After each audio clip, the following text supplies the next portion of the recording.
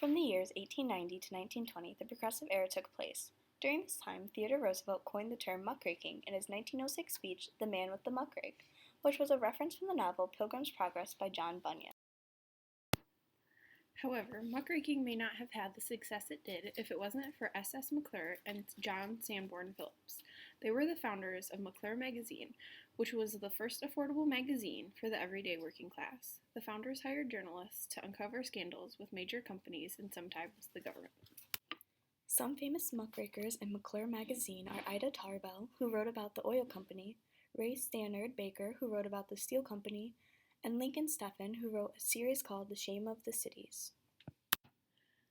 This was a great time for media and the government because they were able to come together as one and expose corruptions.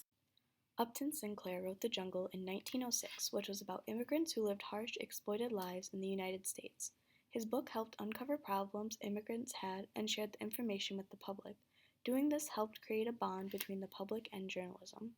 Edward Morrow brought muckraking to television on CBS. He produced a series of television reports that helped lead to the downfall of Senator Joseph McCarthy.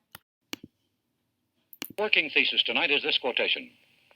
If this fight against communism is made a fight between America's two great political parties, the American people know that one of these parties will be destroyed, and the Republic cannot endure very long as a one-party system.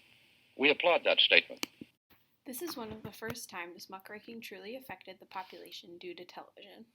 Seymour Hersh is a political writer and investigative journalist. His first major story was the 1969 Vietnam Massacre.